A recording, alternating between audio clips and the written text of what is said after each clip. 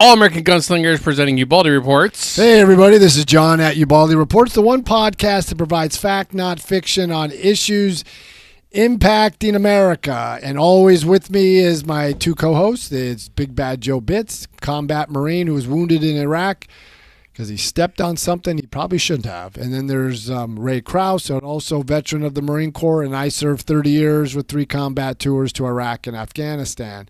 So we do a podcast that just provides fact, not fiction, on issues that are challenging Americans. And we just try to put out the best product we can. So are we going to talk more of 2024 election like you wanted to, or are we going to go Hunter Biden? Well, let's just start a little bit about Hunter Biden. We don't want to spend the whole podcast We'll spend a whole podcast on that. But what happened is he was supposed to had a plea deal. He was supposed to plead guilty, and he would get minor charges on the tax evasion, and then he was going to get a diversionary program on the gun charge. Because as you know, everybody knows, and Ray is a big proponent of this, if you lie on your 4370, which is your background check form that you fill out, if you said you are not addicted to drugs or anything like that, and you say you are not and you are, that's a felony. And okay, there was a little bit of a backdoor deal going on in there too, wasn't there? There was. There was like there was blanket immunity for there was blanket immunity for everything but other than that. Like, I think what happened was there was an amicus brief that was presented, and what I looked up amicus brief is something that was a third party unrelated to the original parties to bring up different evidence to show that this wasn't the way to go. And then they had the attorneys for Hunter Biden lied or said that they when they spoke to the court clerk to remove that amicus brief, they said it was a miscommunication. Mm-hmm. But the real problem was, and this is what Jonathan Turley had mentioned, the constitutional scholar from George Washington, is the DOJ has to be blamed for this, because what they wanted is like, well, you can't say we end this investigation, but then you're still investigating. That's where that's where the judge ruled, saying, wait a minute, it's either this is everything or it's nothing. You can't say, I'm going to keep investigating him, because she asked him, are you continually investigating him? Are you? And they said yes. Are you going to charge him for failure to file as a foreign agent? And they said, well, we have to get back on you on that.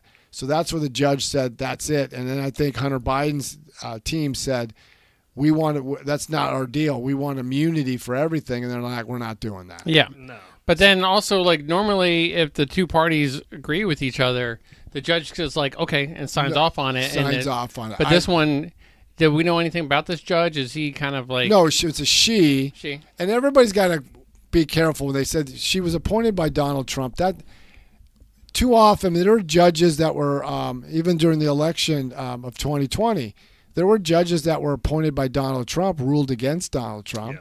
Just because you are a judge that were appointed by a Democrat or Republican doesn't mean you have to follow what they do.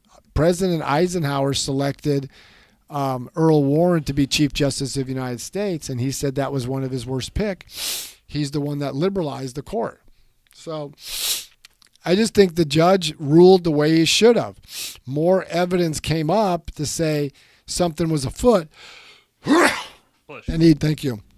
And she said, we can't do it. So now they go back, because you can't say we're going to we're done with the investigation, but then you're still investigating it. Then the case is not over. So the judge said, not doing it.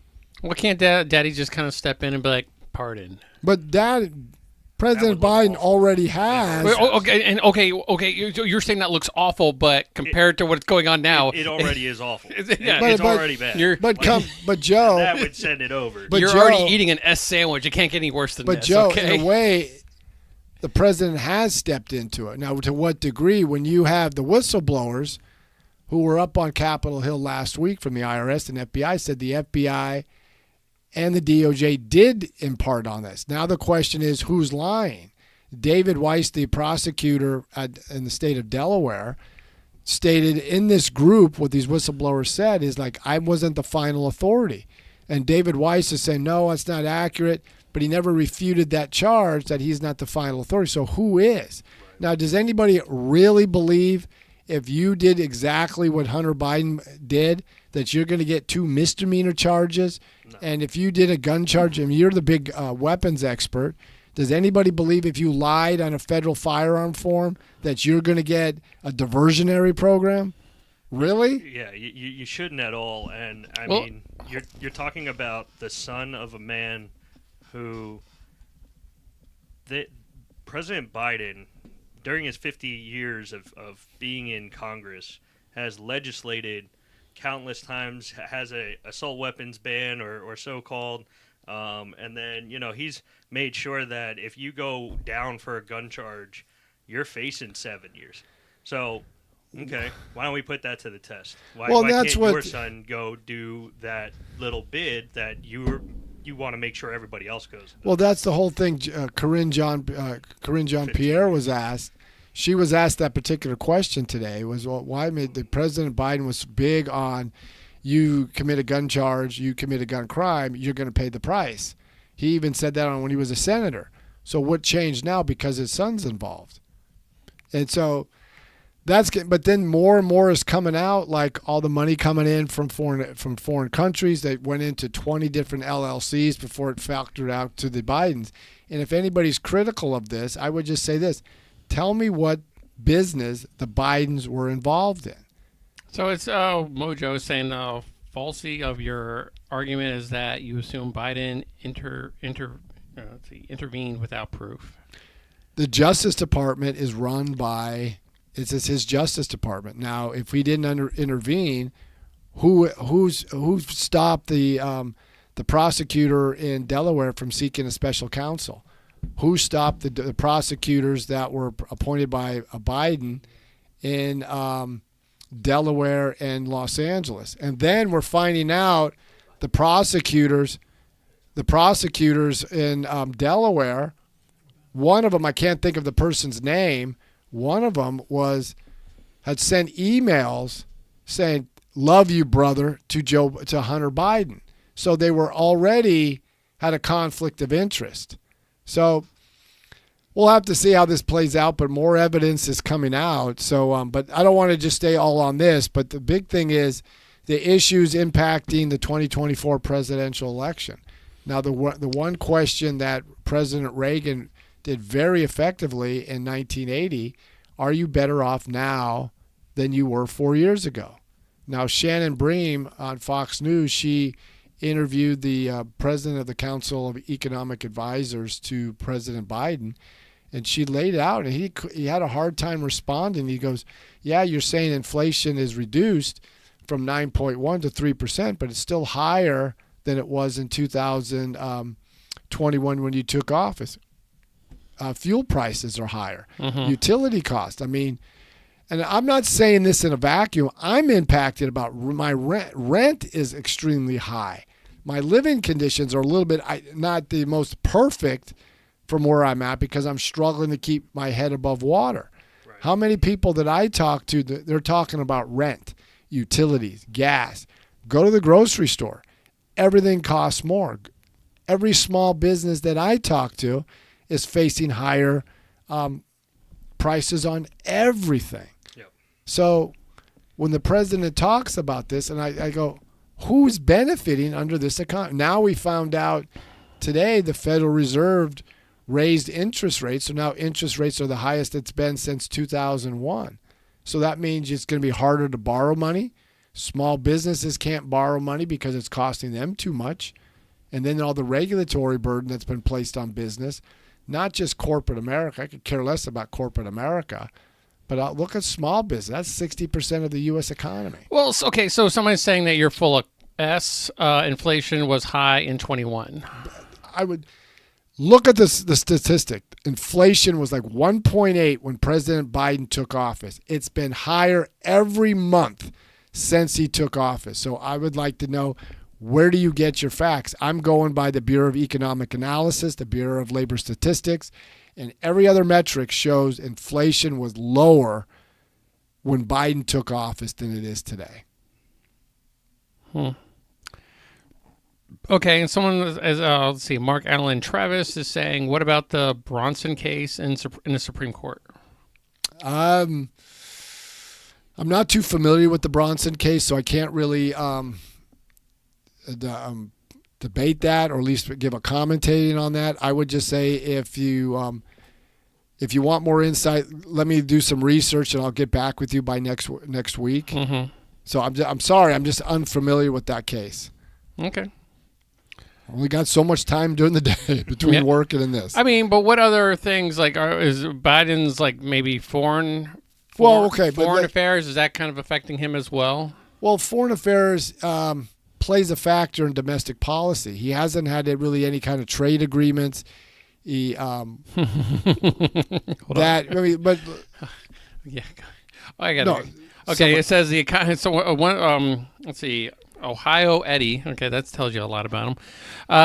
The economy is like a cruise ship. It takes a long time to steer into safe waters. I mean, in one respect, he's correct.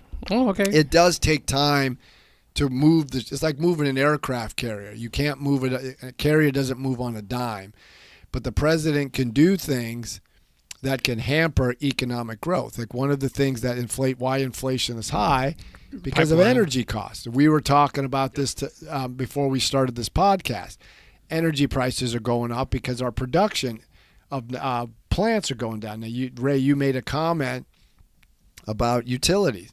Well, utility companies are a semi-quasi government agency or entity. They have to get permission from the state legislature or a governmental body to raise rates. Well, they've been doing that. New York has raised their rates substantially, but what they did is they canceled a lot of natural gas plants for wind and solar.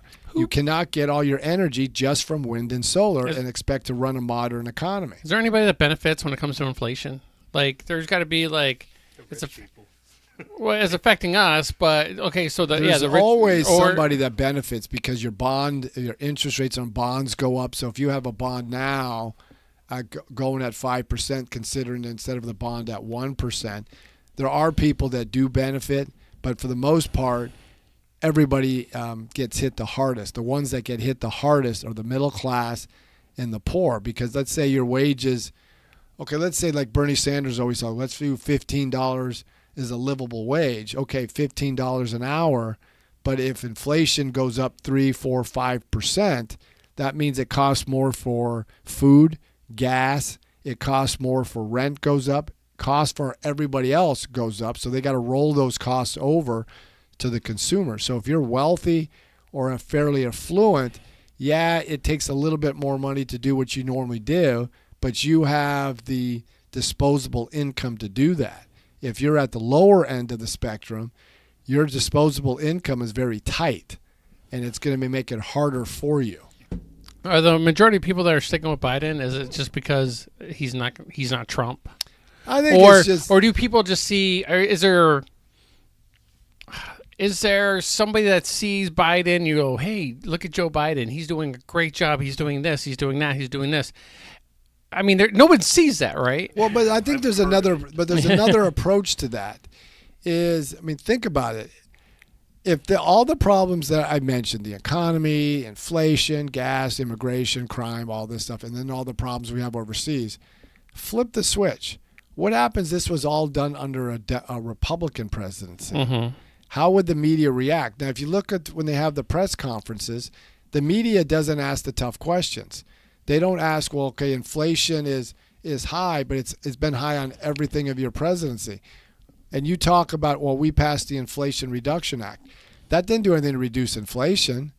The only thing really why inflation is coming down because the Federal Reserve is tightening on the money supply. Okay, well, let's take something into consideration. You live here in Florida, Tampa, Florida. Correct. And Florida, for right now, has more inflation in the state compared to other states. So is it just something you're seeing here? Like, say you were just to get up and move over to Nebraska, Wyoming, Louisiana, Texas. Is the inflation going to be different? Is John going to have a little bit more of a substantial living if he lives somewhere else other than Florida? No, inflation is increasing everywhere. The reason why it's increasing more in Florida maybe than some other places is nothing that anything that the governor did or the state legislature. Is the fact that people are moving to Florida in record numbers. Florida leads the country in the amount of net migration into the state. All right. You look at New York is losing population. Illinois, California, they're all losing population to other states. So before Ray kind of kicks in, Julie said it's wrong, but Julie, why don't you go ahead and enlighten us what John is wrong. Yeah, that's right. What am I wrong on what are my facts are wrong on? Yeah, but go ahead. So Hal Daniels 338 says, but people can see what Biden has done. He passed a lot of bills that helps America. My question is, how did the American Rescue Plan help America? Even Steve Ratner, who was an economist for Obama, and Larry Summers, who was the Treasury Secretary for Bill Clinton, said that was the singular thing that made inflation go up. Yeah. The Inflation Reduction Act, did that reduce inflation? No, that was a climate bill. That was, if you go by Hillary Clinton, she just said that this week. The Republicans were against that because now you wonder why it's so hot because of the climate. Mm-hmm. Then you look at infrastructure. You look at everything that they passed. Did any of those things help with inflation to help reduce make American lives better? John, how's it feel knowing you can control the weather? Oh, yeah. I mean, us being like, maybe, I mean, I wouldn't say all of us are like MAGA Republicans. I mean, we are Republicans, but we have the, because Trump took out a piece of paper saying that we're no longer here. This is why there's 100 degrees, like it's 100 degrees now, right? But the answer that Americans are better off now than before Joe Biden took office, I beg to differ. Now, you can look at 2020. That was a big upheaval because of the coronavirus. Go before that. Look at the unemployment rate. It's low now, but if you factor in the labor participation rate, it's over a full percentage point lower now than it was in February 2020. So I would question anybody who says if your life is better now than it was 3 years ago. All right, so JR Podcast says, we have more jobs available than people. Inflation is down from 9% to 3%. But it's still higher than it was in January of 2021. And then you talk about these jobs. Yeah, there are more jobs out there, but what type of jobs are there? Wait, correction. Is there jobs created, or is it jobs that you are filling back up from COVID? Well, a lot of the jobs that Joe Biden talked about, the 13 million jobs that he said created, these were jobs that were backfilled. And this isn't me saying this. This is the Bureau of Economic Analysis. This is the Bureau of Labor Statistics. That the job he created about 1 to 2 million. That's one of the lowest job creations in a first-term presidency. So what about, like, from my perspective, you ask, are you better now than you were 4 years ago?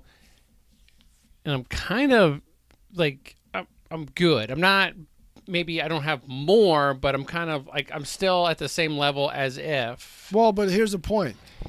Are you paying less in gas now? No. So that's more money out of your pocket that you can be used for your family. Are you paying less for food now? No. When you go buy things for your family, is it costing you more to buy those same things than you did a couple of years ago? You like to go to Universal Studios and Disney because you got all these passes. Mm-hmm. Is it cheaper now to go up there than it was a couple of years ago? Well, okay, that's up for. I mean, but I kind of got like season tickets, so it kind of like rolls into one here. But everything is more expensive for a family. Like we just came out of, it's July. A couple of weeks ago was 4th of July. 4th of July was the most expensive 4th of July pretty much on record in the last number of years. Mm-hmm. Every holiday, it makes it more expensive. Like you're sending your kids back to school. Is it less expensive to get your kids ready for school this year than it was last year or the year before last? I'd have to ask Aaron. But for most people, it's not. Yeah. Everything is costing more, and it's impacting families. Okay, you may be doing fine because maybe you have the disposable income to absorb some of the increases. Mm-hmm. But think about people who don't, who are just struggling to make ends meet, and everything goes up. Yeah. I got a friend of mine who has an apartment. He makes decent money, but his apartment is going up. Mm-hmm. So he's got to wonder if he can stay there or move further away from his job and then commute in. Yeah. And now he's paying more on gas. So everybody's got to look at. You can't just look at your own situation, but you got to look at the totality of the economy and how it impacts Americans. It's tough. It's a tough time right now. Mm-hmm. Then you look at, now the crime is more of a localized issue, but President Biden hasn't done much to fix that. Then you look at the immigration. That's squarely under him. 6 million more illegals come across. More fentanyl has been seized at the Texas border. And if all those fentanyl they seize would kill every American in the United States. And a lot of that's coming from China through Mexico into the United States. Mm-hmm. Look at the ones I keep pushing at. Look at our education. What would have happened if the reading and math scores would have plummeted under a Republican president? I don't think they would. Actually, okay, so you do bring that up a lot, and that is one of like your hot points that you harp on. I don't think honestly, I don't think they'd care. Yeah, no, I don't. Unless there was something else they couldn't complain about, and they have to dig up something. But do you really? Yes, then that would come up. But for like right now, I think that's the same exact reason why they don't care about it. But I would tell people. Does anybody really believe when the latest educational report came out and showed that 92% of African American 13-year-olds can't do math to grade level? How would that play out? Now, maybe the point that I would go to you, maybe you're right on, is because everybody that pushes for, we got to expand public schools, we got to help public schools, we got to fund public schools, sends their children to private school. Josh Shapiro, the governor of Pennsylvania, he campaigned exclusively in 2022 on school choice. Now he totally backtracked on that and ended school choice and prevented kids from getting a better education. But education was not necessarily an issue up until the Virginia gubernatorial race. Correct. It had nothing to do with the marks or who's getting more education or not. It had to do with the county or the school interfering with parents about their education. That's the only time parents are concerned. The other time it became an issue before Glenn Youngkin won the gubernatorial race in 2021 was 2018. Mm-hmm. Ron DeSantis won a very close election by just a sliver of a few votes. And one of the things, he got 18% of the black female vote because he pushed school choice. Brian Kemp won the same thing in a very close election against Stacey Abrams in 2018, all because he supported school choice. It maybe not have been a national issue like it's becoming now, but once COVID ripped the Band-Aids off, my brother, who lives out in California, has three kids. Mm-hmm. Two of his kids are special needs. One's has Down syndrome. The other one has a learning disability. They needed in-person learning, but the governor of California sent his kids to in-person learning. All the while, 6 million California school children were shut at home learning by Zoom. Well, we all understand that that's unfair, but in order to kind of get your point across, when it comes to like mayors or governors or whoever can control that, they can. Yes, but they're not going to. But they're not. But I think if you kind of tip that angle to popular celebrities or pro educational people that are concerned about maybe just that kind of that race improving on their education to do that, because that's the only thing that's going to make it improve when someone shines a light on it. And that's what I'm trying to do here. I work at a law enforcement supply company. We get a lot of the football players from the NFL. Not a cop, but I mean, we get a lot of the football players from the Tampa Bay Buccaneers coming in. And I'm not trying to disparage any of the players from the Buccaneers, but I'm trying to get some of the players to, why don't you champion this? Because every city around the country that the NFL plays in has a very dismal educational result. And they can shed light on the problems in our educational system. Why is it that we spend $800 billion in education, but only 45% of Americans, children, can read at grade level or do math at the same level. Mm-hmm. And if you look around the country, especially if we're talking about diversity and equity and all this stuff, you look at Oregon. Oregon's response to the dismal statistics I talked about was to end testing in math and English to graduate high school. They believe to help the minority community is to downgrade the standards. That's why some states are abolishing the SAT scores. And this is the big upset they had, was it last month, when the Supreme Court ruled against race-based admission in colleges, but they never looked at the dismal educational result many of these kids come from. Why does an Asian student have to score 200 points higher than anybody else just for them to get into... Now, the diversity, equity, and inclusion moniker, it's slowly going away with when it comes to big corporations, because they're finding themselves, they're actually being held liable for doing something like that, and it's done by the very same law that came out to stop doing that. Well, it is, because they're getting a backlash. Look, I mean, the whole Bud Light thing, and then you had Target, and you had other companies, Disney, are facing this backlash. They just want, hey, stick to what you do best, is business. Stay out of the political realm. Now, they have their free speech to do that, but then Americans also have the right not to take your product. Target and Bud Light are a prime example. And then you look at what Jason Aldean, the country music singer, did. Mm-hmm.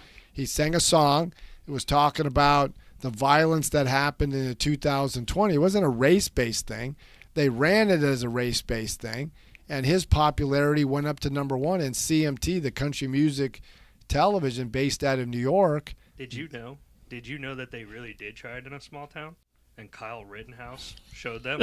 Yeah, but I mean, the point is the values that the small town communities have is not the same value system in these urban states. You don't see the crime. No.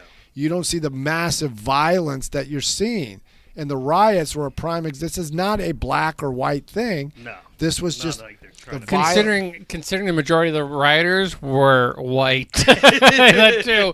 The majority of the rioters were white, and they were just because you had you did have the protesters, and the majority of the protesters were black.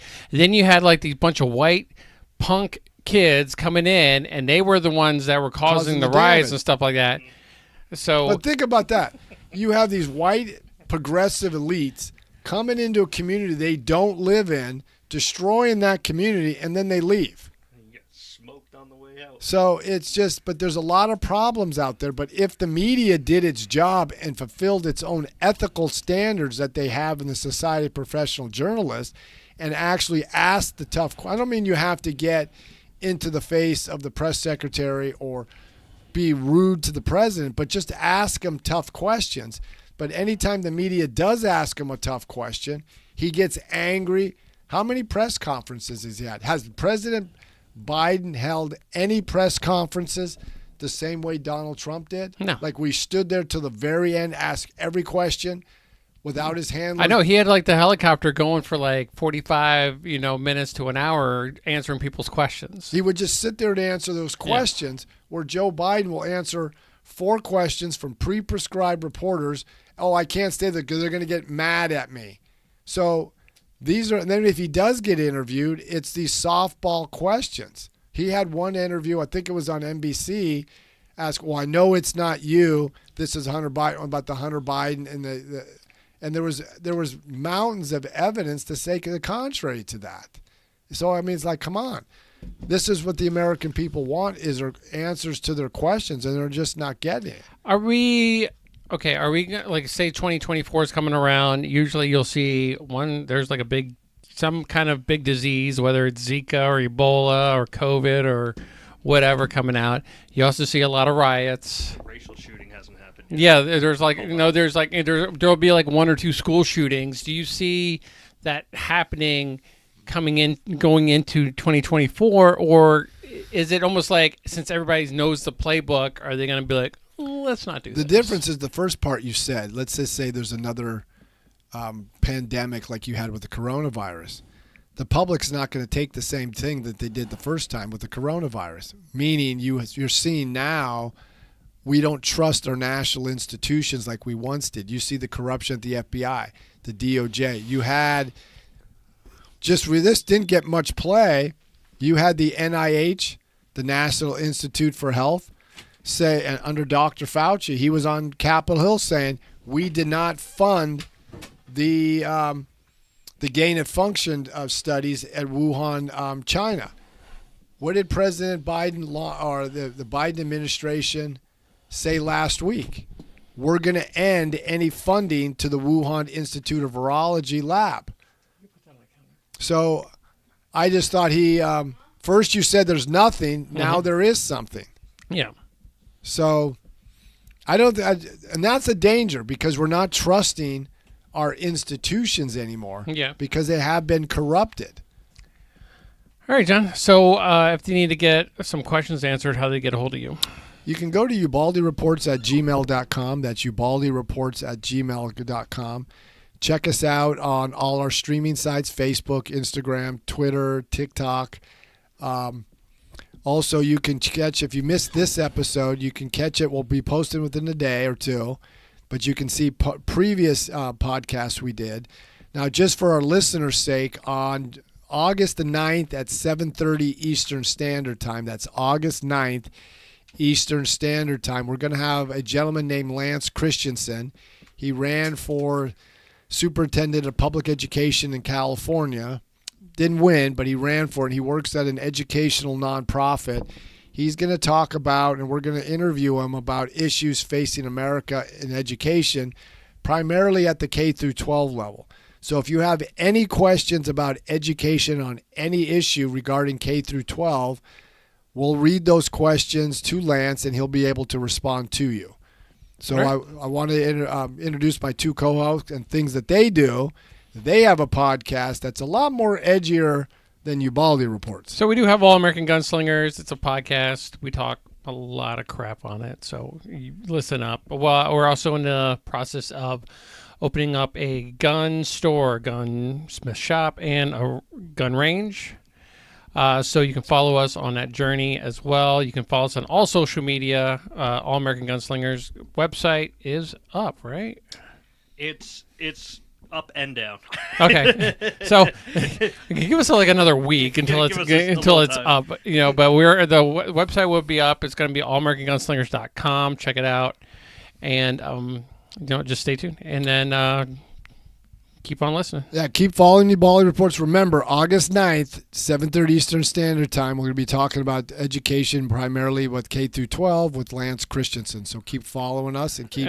And also, you for the comments. Stay on TikTok if you want to continue. When we continue the conversation, we'll answer a few questions there as well. So till next time, keep following.